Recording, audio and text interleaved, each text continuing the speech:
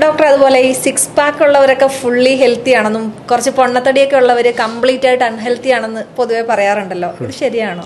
അത് ആക്ച്വലി ഒരു മിഥ്യയാണെന്ന് ഞാൻ പറയത്തുള്ളൂ. 6 പാക്ക് ആക്ച്വലി നമ്മളൊരു ഇപ്പോൾ 6 പാക്ക് എന്നൊരു ട്രെൻഡൊക്കെ വന്നത് ആക്ച്വലി മൂവീസിലൂടെ നമ്മുടെ സെലിബ്രിറ്റീസ് എല്ലാം അത് കാണിക്കുന്നതിന് ശേഷമാണ് അങ്ങനെ വന്നത്. ഒരു 6 പാക്കിനേക്കാൾ ഇപ്പോൾ നമ്മൾ മെയിനായിട്ട് അതിൻ്റെ അകത്തൊരു ഗുണവുമുണ്ട്, നമുക്ക് ദോഷവശങ്ങളും പറയുവാണെങ്കിൽ നമുക്ക് 6 പാക്ക് മെയിൻറ്റെയിൻ ചെയ്യുന്ന ആൾക്കാർക്ക് ബേസിക്കലി അബ്ഡോമിനൽ ഒബീസിറ്റി കാണത്തില്ല. അപ്പോൾ അബ്ഡോമിനൽ ഫാറ്റ് കുറവാണ്. അപ്പം നമ്മൾ മനസ്സിലാക്കുക നമ്മുടെ ഒരു പോപ്പുലേഷനിൽ നമ്മൾ നോക്കുമ്പോൾ പലർക്കും നമ്മൾ ജനറലൈസ്ഡ് ഒബീസിറ്റി ഇല്ല. പക്ഷേ നമ്മുടെ ഒരു ഇന്ത്യൻ ഫിനോടൈപ്പ് തന്നെ നമ്മൾ പറയുന്നത് തിൻ ഇൻഡിവിജ്വൽ വിത്ത് ബെല്ലി ഫാറ്റ് എന്ന് പറയുന്നത്, തിൻ ഇൻഡിവിജ്വൽ വിത്ത് ലാർജ് ബെല്ലി, പോട്ട് ബെല്ലി എന്ന് പറയുന്നത്.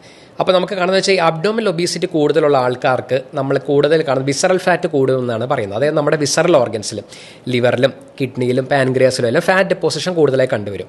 ഇത് ഇൻസുലിൻ റെസിസ്റ്റൻസ് കൂട്ടും. ഈ ഇൻസുലിൻ്റെ പ്രതിരോധം കൂടി വരുമ്പോൾ നമുക്ക് ഈ ഭാവിയിൽ ഈ ലൈഫ് സ്റ്റൈൽ ഡിസീസായ ഡയബറ്റീസും ബാക്കി അതുപോലെ കാർഡിയോവാസ്കുലർ ഡിസീസൊക്കെ കൂടി വരുമെന്നാണ് പഠനങ്ങൾ കാണിക്കുന്നത്. അപ്പോൾ ഈ ഒരു ബേസിസിലാണ് നമ്മൾ അബ്ഡോമിനൽ ഒബീസിറ്റി ഡേഞ്ചറസ് ആയിട്ട് പറയുന്നത്. പക്ഷേ നമ്മളിപ്പോൾ ഞാൻ നേരത്തെ പറഞ്ഞു, ഇപ്പോൾ സുമോ റെസ്ലേഴ്സിനെ കുറിച്ച് നമ്മൾ കേട്ടിട്ടുണ്ട്. അപ്പോൾ അവർ ആക്ച്വലി ഏറ്റവും കൂടുതൽ ഹെൽത്തിയസ്റ്റ് ആയിട്ടുള്ള ആൾക്കാരായിട്ട് അറിയപ്പെടുന്നത്. പക്ഷേ അവർക്ക് എന്താ അവർ നോക്കും, അവർക്ക് ജനറലൈസ്ഡ് ഒബീസിറ്റിയാണ്.